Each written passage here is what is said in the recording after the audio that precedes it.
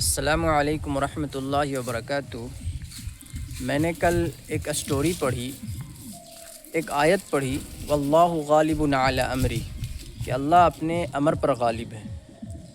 اور یہ یوسف علیہ السلام کی اسٹوری تھی کہ اللہ اپنے امر پر غالب آپ کو اپنی زندگی میں، جو آپ کے زندگی میں جو چیز فیس ہو رہی ہے، پریشانی، دکھ، تکلیفیں، لوگ پریشان کر رہے ہیں، بھائی پریشان کر رہے ہیں، یا پھر جو بھی اڑوسی پڑوسی، یا پھر سارے دشمن جتنے بھی دنیا جہان کے جتنے بھی لوگ ہیں، یا پھر جیسے کافر ہوں، منافق ہوں، وہ سارے لوگ پریشان کر رہے ہیں، تو یاد رکھنا چاہیے۔ اور یہ اسٹوری یوسف علیہ السلام کے بارے میں کہ یوسف علیہ السلام کو ان کے بھائیوں نے کیا پھینک دیا کنویں میں کہ ختم کر دیں، بابا جان اس سے سب سے زیادہ پیار کرتے ہیں، ان کو ختم کر دیں۔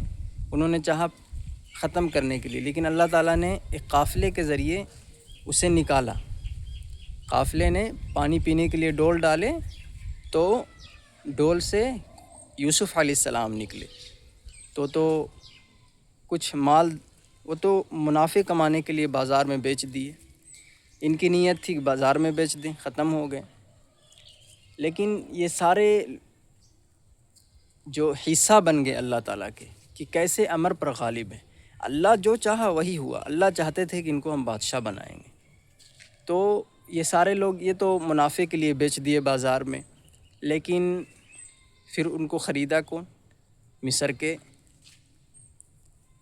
تو مصر کے جو بادشاہ تھے وہ بھی خریدے، تو اس کو کس لیے خریدے؟ بیٹا یا غلام بنانے کے لیے، کارآمد ہو۔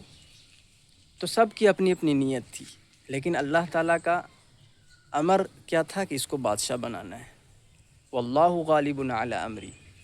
یہ سارے نیت اپنے اپنے چل رہے تھے۔ بھائیوں نے نیت کی کہ ان کو ختم کر دینا ہے، کنویں میں ڈال دیے، لیکن کوئی سوچ بھی نہیں سکتا کہ وہاں سے کیسے نکلیں گے۔ لیکن اللہ تعالیٰ اپنے امر پر غالب ہے، وہ کس کو اپنا حکم کا حصہ بنائیں گے۔ یعنی میرے پاس یہ جملے صحیح نہیں آ پا رہے ہیں کہ میں یہاں پر کیا کہہ سکوں کہ اللہ تعالیٰ حصہ بنا دیے اس کو ایک کہانی کا۔ کوئی نہیں سوچ سکتا ہے کہ یوسف علیہ السلام وہاں سے کیسے نکلیں گے۔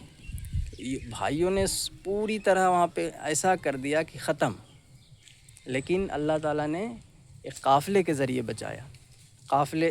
قافلہ بھی اس کی نیت کیا تھی؟ بیچ دیا، بیچنے اس کو، یعنی جو اس کو مال مل جائے۔ اور بادشاہ کی نیت کیا تھی کہ اس کو خادم بنانا ہے یا بیٹا بنانا ہے، ایک کارآمد۔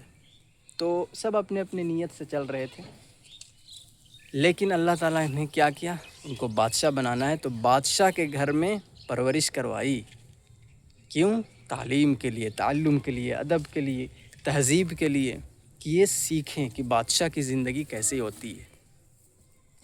تو آپ بھی اپنے زندگی میں ریلیٹ کریں کہ آپ کو جتنے بھی لوگ چاہتے ہیں، یہ اسٹوری مجھے بہت مطلب میری پریشانیوں کو بہت کم کر دی ہے۔ بہت دکھ تھی زندگی میں، لیکن جب میں نے یہ اسٹوری پڑھی کہ اللہ اپنے امر پر غالب ہے، اللہ وہی ہوگا جو اللہ چاہے گا۔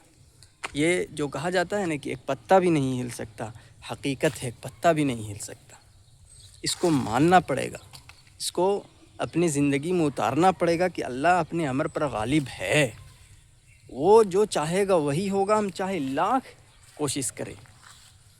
تو آپ کو ایسے لوگ ہوں گے جو آپ کو مٹانا چاہتے ہوں گے، آپ کو ختم کرنا چاہتے ہوں گے، آپ کو برباد کرنا چاہتے ہوں گے۔ تو آپ اپنی زندگی میں ایسے لوگوں کو سمجھیں کہ وہ آپ کی زندگی کا حصہ ہے، لیکن آپ کو جہاں تک پہنچنا ہے اللہ آپ کو پہنچا دے گا۔ تو اس بات کو سمجھیں، اس حقیقت کو اپنے اندر اتاریں، اور اس کو جتنا جلدی آپ اتار سکیں گے وہ بہتر ہے، کیونکہ دنیا یہی چاہتا ہے کہ آپ کو ہم ختم کر دیں۔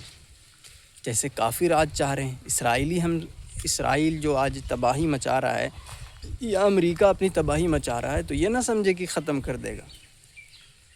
لیکن ہم اپنی حقیقت کو سمجھیں کہ اللہ اپنے امر پر غالب ہے، تو ہم وہی کام کریں جو اللہ چاہتا ہے۔ جو اللہ ہم سے چاہتا ہے ہم وہی کام کریں۔ یہ ایسا ہم کام نہیں کریں جو اللہ ہم سے ناراض ہو جائے، اللہ ہم سے ناخوش ہو۔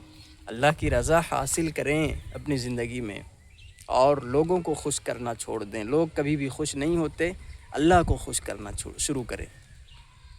تو اس بات کو سمجھیں کہ واللہ غالب علی امری، اور اللہ اپنے امر پر غالب ہے، حقیقت ہے،